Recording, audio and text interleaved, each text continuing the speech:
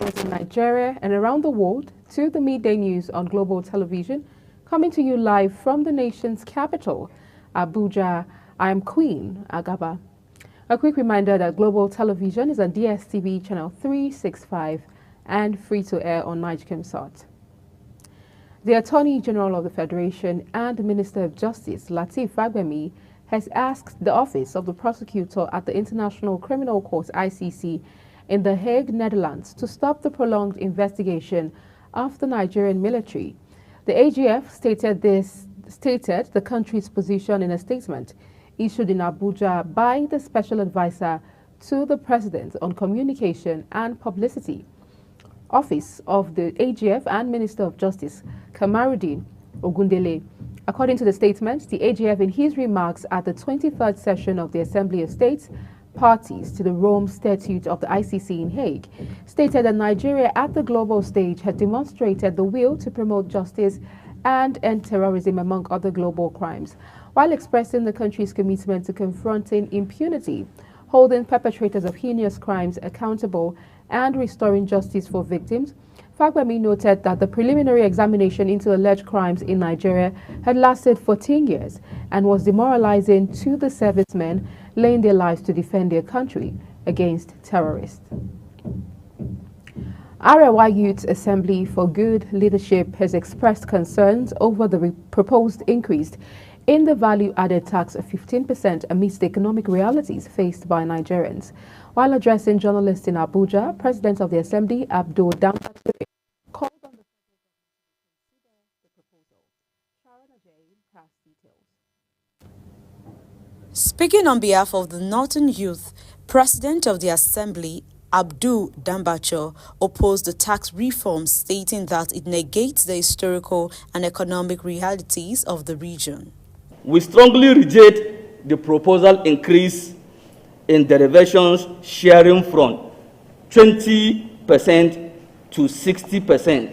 This move is only unfair, but also ignore the historical economic realities of our region. The Northern Youth urged the federal government to reconsider the proposals and engage in meaningful dialogue with Northern stakeholders to find a solution that addresses their concerns. We demand that the federal government consider those proposals and engage in meaningful dialogue with Northern leaders and stakeholders to find a solution that address our concern and promote the region economic development. Arewa Youth Assembly for Good Leadership also urged political parties to prioritize youth and gender inclusion in their party structure, candidate selection, and policy-making processes. Sharon Ajay reporting for Global TV News. Meanwhile, former Speaker of the House of Representatives, Yakubu Dogara, has urged Northerners not to criticize President Bola Tinubu over the proposed tax reform bills. Dogara, speaking during Channels TV's Town Hall Tax Reform Bills, stated that governors and other elites criticizing the bills were doing so from an uninformed perspective. He therefore urged them to consider the benefits of the reforms, particularly in addressing key issues across the country. Since the bills were introduced in the National Assembly, many northern leaders have criticized them, with millions in the region calling for a review, claiming the bills target the North. Also, Chairman of the Presidential Committee on Tax Policy and Fiscal Reforms, Taiwo Oyedele, has dismissed speculation that the federal government intends to outsource tax revenue collection to Alpha Beta, a company linked to President Bola Tinubu, currently assisting Lagos State in tracking and reconciling internally generated revenue in exchange for a commission. Oyedele, while speaking at a town hall meeting, denied claims that Alpha Beta would be involved in federal tax collection. He noted that the federal government remains committed to direct tax collection. The firm has long been the subject of controversy due to its connections to the president. In another development, the Edo State Governor, Senator Monday Okpebolo, has sworn in 3 judges who were initially rejected by Godwin Obaseki's administration. the governor supervised the swearing of the 3 judges into the bench of Edo State High Court at the Festival Hall in the Government House. He recalled that in his inaugural speech, he had promised to look into the case. The governor noted that 11 months after the recommendation of the National Judicial Council, only 5 of those recommended were sworn in as judges by the immediate past administration, leaving out 3 even when they had all been cleared and recommended by the same NJC. The Minister of Federal Capital Territory, Nyesom Wike, is to commence the flag-off of construction of 4 new roads and staff quarters for the Nigerian Law School, as well as other projects.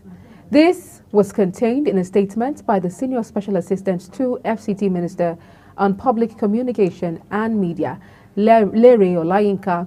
According to the statement, 6 new projects will be flagged off between this week and next week, and brand new vehicles would also be distributed to security agencies to enhance the performance of their duties.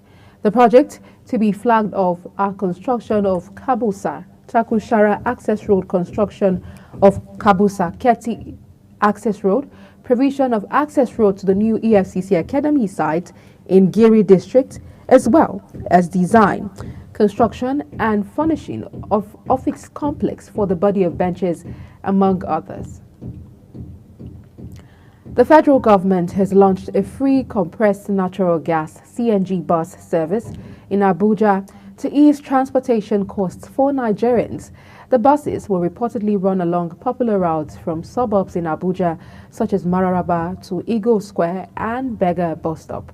The presidential CNG initiative, in a video shared on its X page, showed the CNG buses began operation on December 2nd, 2024. Recall that the government had said the buses would convey passengers free of charge for the next 40 days. The Inspector General of Police, Kayode Egbetokun, has ordered an investigation into allegation of the Nigerian Police Force's culpability in the deaths and arrests of protesters during the August End Bad Governance nationwide protest. Amnesty International had accused the Nigerian Police Force of using excessive force against protesters during the nationwide End Bad Governance demonstrations, killing at least 24 people in Borno, Kaduna, Kano, Katsina, Jigawa and Niger State. The police, in response to these allegations in a statement by its public relations officer, ACP Olumuyiwa Adejobi in Abuja, says the allegations appeared falsified and confusing. The police noted that IGP had ordered an investigation into the matter. The chairman of the Independent Corrupt Practices and Other Related Offences Commission, Dr. Musa Adamu Aliyu, has urged the National Assembly to immediately pass the Whistleblower Act bill into law to ensure the success of the fight against corruption in the country. Aliyu made the call during the ICPC roundtable engagement with State Attorneys General in the Northwest on strengthening ICPC's capacity for corruption prevention in Kano. He stated that passing the bill was necessary to encourage those wishing to expose corrupt practices and perpetrators. Borno State Governor Babagana Umar Zulum has initiated the construction of an intra-city rail network to connect Maiduguri and its environs. This, according to him, marks the first project of its kind by any government in Nigeria's 19 northern states. The first phase of the project will include 12 designated terminals across Maiduguri, linking key areas such as markets, schools, public spaces, and economically strategic locations, and is designed to ease passenger and goods movement, boost economic activities, and expand economic corridors across the state. The Federal Capital Territory has successfully placed 61,384 people living with HIV and AIDS on treatment.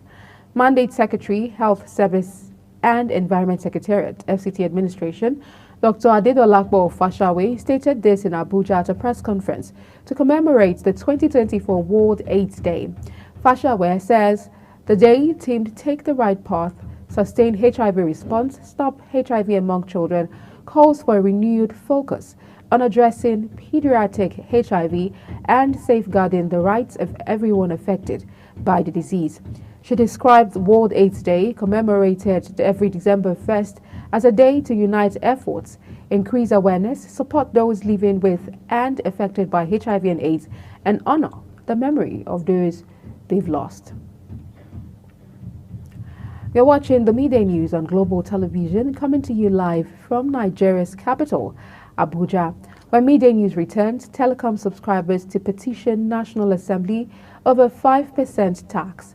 Details of this, as well as foreign and sports stories, coming right after the break. Please stay with us.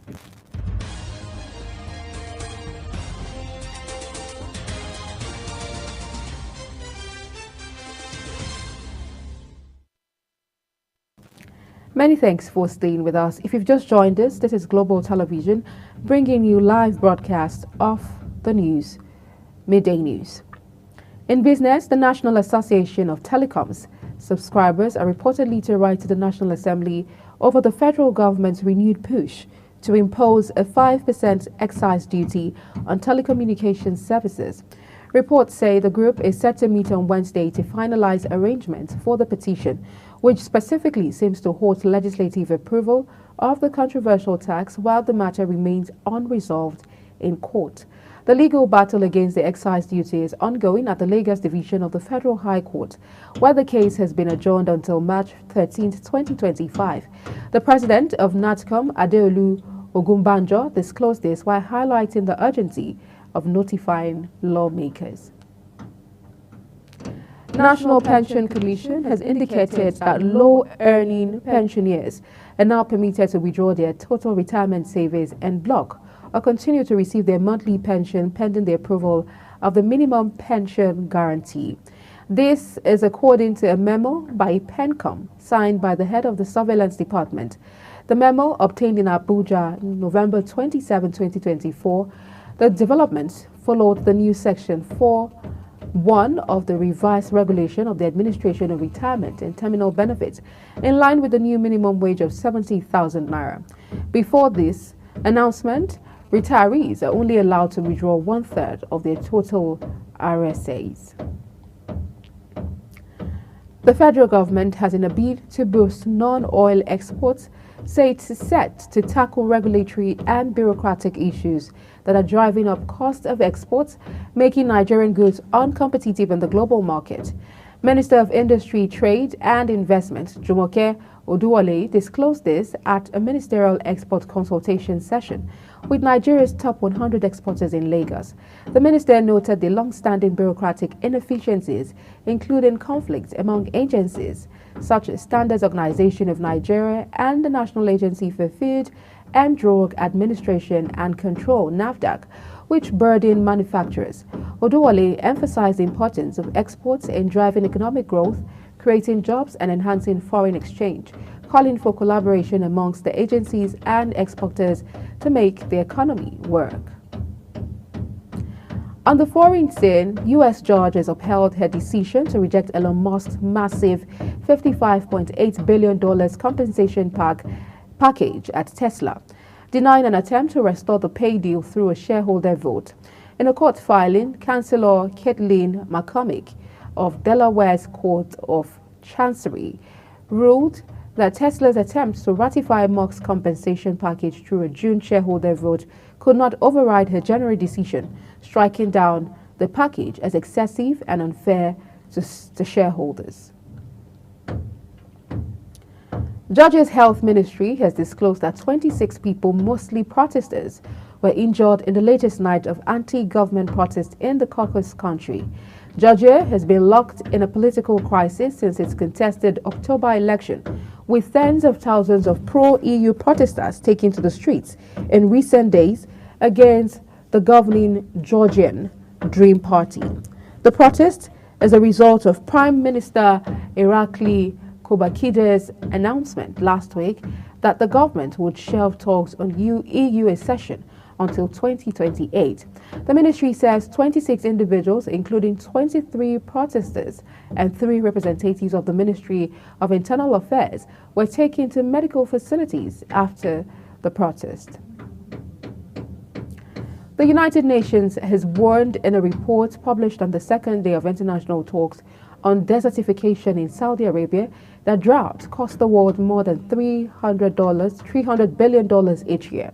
The report cautioned that fueled by human destruction of the environment, drought is projected to affect 75% of the world's population by 2050, adding that the crisis has already exceeded $307 billion in cost annually around the globe. The warning coincides with a 12-day meeting in Riyadh for the 16th session of the Conference of the Parties on the United Nations Convention to Combat Desertification, seeking to protect and restore land and respond to drought amid ongoing climate change. In sports, Cristiano Ronaldo and Lionel Messi have once again been shortlisted for the 2024 FIFA FIFPro World 11. The FIFPro World 11 is regarded as one of the most esteemed accolades in football, aiming to assemble the best starting 11 from the most exceptional players worldwide over the past year. Most of the familiar names were among 26 players shortlists announced on Monday, with the duo of Lionel Messi and Cristiano Ronaldo both included in the list of nominated forwards despite missing out on this year's Ballon d'Or shortlist. The chairman of the National Sports Commission, NSC, Shehu Diko, has called on private sector organizations to synergize with the Commission as it works towards the reintroduction of school sports into the country's educational system. Speaking when he received Prince Ezelekai Eware of Benin Kingdom in his office, Diko says the move is aimed at achieving grassroots sports development in the country. He emphasized the importance of more high-network people getting involved in the development of sports in the country, particularly at the grassroots levels. The NSC chairman also noted that this would help in curbing the menace of youth restiveness and similar vices, particularly at the critical period.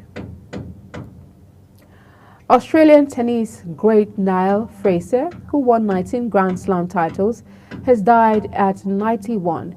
Officials made the announcement as tribute poured in. The former world number one lifted 3 major singles titles, including Wimbledon in 1960, together with 16 Grand Slam double crowns. Tennis Australia wrote that a true legend of Australian tennis who will be missed by so many around the world. And that's it on the midday news on Global Television, and it came to you live from the nation's capital, Abuja.